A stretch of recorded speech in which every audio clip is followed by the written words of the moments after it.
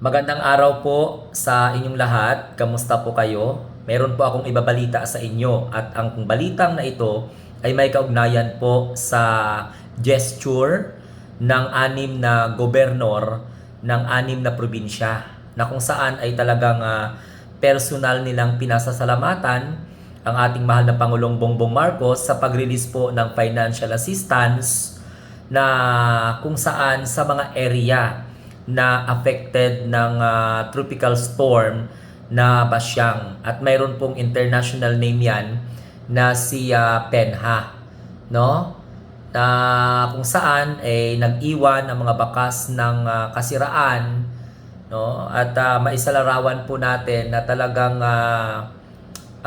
grabe yung mga naapektuhan nating mga kababayan dahil po doon sa naging desisyon ng ating mahal na Pangulong Bongbong Marcos na i-release po ang financial assistance, mapagsasabi natin na hindi po pinapababayaan ng national government, lalong-lalo na ng ating mahal na Pangulo, ang mga probinsya. Kasi 6 po 6 na probinsya ang apektado. So ang probinsya na yan nagpasalamat po yung 6 na mga gobernor. Pero ganun pa man, itong nangyari na pag-release ng pondo ng ating national government, yan ay nagpapatunay na hindi po pinapabayaan ng ating mahal na Pangulo ang mga probinsya, lalong-lalo na po yung mga nasalanta ng mga kalamidad. Sa gitna po ng bagyo, wala namang makapagpigil ng bagyo, di ba? So dahil po doon, malinaw po ang mensahe ng ating Pangulo na wala pong iwanan. Regardless kung ikaw po ay kaalyado o hindi kaalyado. Pagdating po sa ganitong klaseng mga kalamidad, kapag may tulong ang national government, tutulungan ang mga probinsya, lalong-lalo na po yung mga most affected area. So, nagbahagi po o nagpalabas agad-agad ng amounting to 321 million. Agad-agad po yan inilabas para sa probinsya at 8 lungsod, no? Na kung saan ay talagang tinamaan ng tropical storm na Basyang. Kapag may mga sakuna, hindi salita ang sagot. Okay? Kundi action agad. Wala pong patumpik-tumpik ang ating mahal na Pangulong Bongbong Marcos dahil napaka-importante na wala pong iwanan. Yan ang mensahe ng gobyerno na ito. So may 6 na probinsya, may 8 lungsod na apektado po na tinamaan ng tropical storm na Basyang. So nagpalabas po ang national government ng amounting to 321 million. Okay? So ibig sabihin nun, buhay pa rin po yung bayanihan system po natin. Okay? At buhay ang pakikipag-ugnayan ng national government sa local government unit.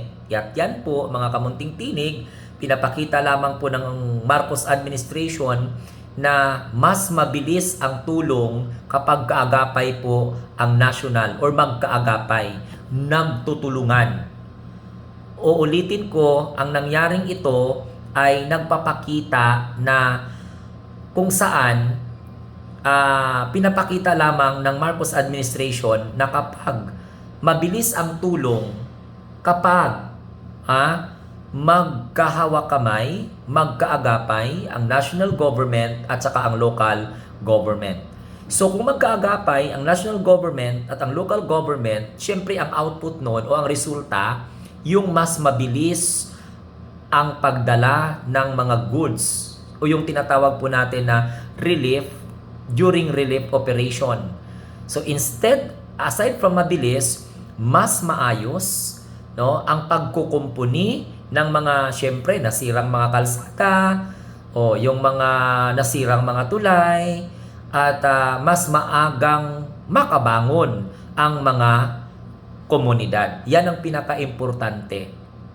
So, Dahil po sa nangyaring ito na mabilis at angaran po ang aksyon ng national government sa pamumuno ng ating mahal na Pangulo, ipinapakita na kapag mayroon tayong bayanihan, mayroon tayong cooperation, mayroon tayong collaboration, magkatuwang, magkaagapay ang national government at saka ang local government, mabilis ang pagdala ng mga ayuda at suporta through relief operation. Mas maayos ang pagkukumpuni sa mga sira na mga pasilidad, katulad po ng mga tulay, katulad ng mga kalsada.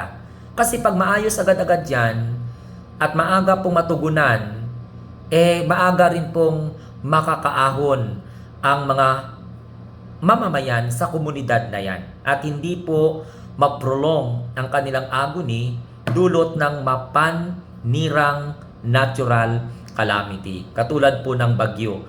Yan nga, sinabi po natin na yung 8 lungsod, yung 6 na probinsya, sinalanta ng bagyong Basyang, sa tugon po ng national government, lalong tumibay ang cooperation ng national at saka ang local.